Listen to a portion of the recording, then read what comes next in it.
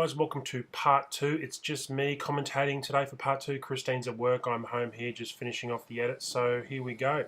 On to part two. I'm 2 over currently through 3 holes.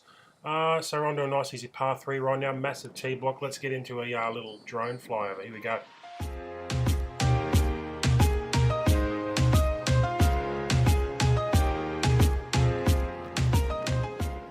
So we're onto a nice little, I wouldn't say it's little, with the wind in my face. Now I'm understanding now why pros step away from the ball during the wind, because right here I have a 8 iron. I'm thinking to myself, okay, I'll wait till the wind to stop and I'll hit. And I should have gone for 7 iron, but then I've gone in my mind, no, I'll just try and hit swing harder, stupid me.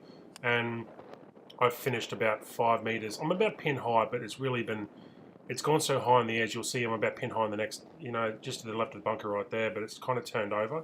So, yep, and look, the chipping game is going alright, but I'm not taking that chip on. So I'd rather give myself a 2-meter putt for par than duff it into the bunker. Now, this, I'm really starting to understand why pros take so long to read greens, because I probably stood over this for a good minute and a half trying to figure out what to do, and eventually I just thought, you know what, the wind's going to blow it anyway, so I'll aim at my point, and it's just kind of gone into the hole. Now, Christian will do a little zoom back here. Honest to God, one of the biggest tee blocks I've ever seen in my life. It's actually an all flat. I'm guessing because it's a new course, they've built it for the future, but lovely little hole. So currently still 2 over 3 4. Let's get into the next hole, a little drone flyover.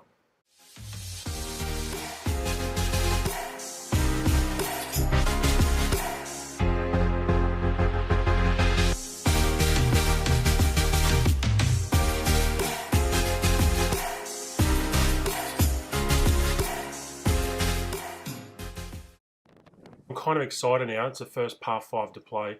Relatively long, playing off the blues. There is a tee block behind me, but into the wind, there's no way I'm playing that. Even in a black tee market challenge, I'd almost even ask to play off the blues on this hole.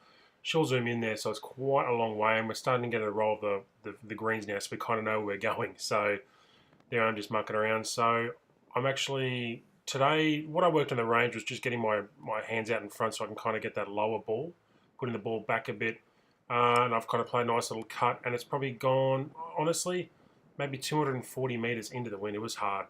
Probably just to the left there. I don't know if she'll, yep, there we go, just to the left of the bunker right there. A lot of these fairways kind of slope left to right, so even if you land in the middle, you do kind of roll off. Now, this is probably the worst shot of the day. This is the new M1 hybrid, and I've pulled my head off it. I was trying to have a peek, and that's just stupid me. I've rolled about 40 meters into the hazard. Now, bunker police, oh, sorry, hazard police, whoops, I did touch it there. Oh, well, who's going to penalise me? Now I've hit this. Now I've gone from the worst shot of the day to probably the best. Now I think she was probably a bit late on the zoom here because we were both watching the shot, but it's literally rolled onto the meter, onto the middle of the green there, and you can see the wind. It's blown it just kind of there on the left there. I don't know if we'll see it, but here I am here. Now the wind's just swirling like crazy, and we both thought as soon as I've putted this putt, I've gone, yep, this is going to be great. It ended up finishing like the wind grabs it, and it just stops dead right here. And as you see for my par putt next, I've putted it, and it's kind of just a gust of wind has just gone and stopped the ball. So watch this. I've putted it, and then boom, it's just stopped. So bogey. So 3 over 3 5 onto a relatively short par 4. But look at those the green. Look at the little weeds there blowing into our face. So I can't catch a break of the wind. She'll zoom in right there. Nice little hole going back towards the clubhouse there. Kind of waiting for old mate. I actually decided to lay up on this because I got tired of waiting, to be honest, with the group in front. So we'll do a little drone fly that you can see the hole better.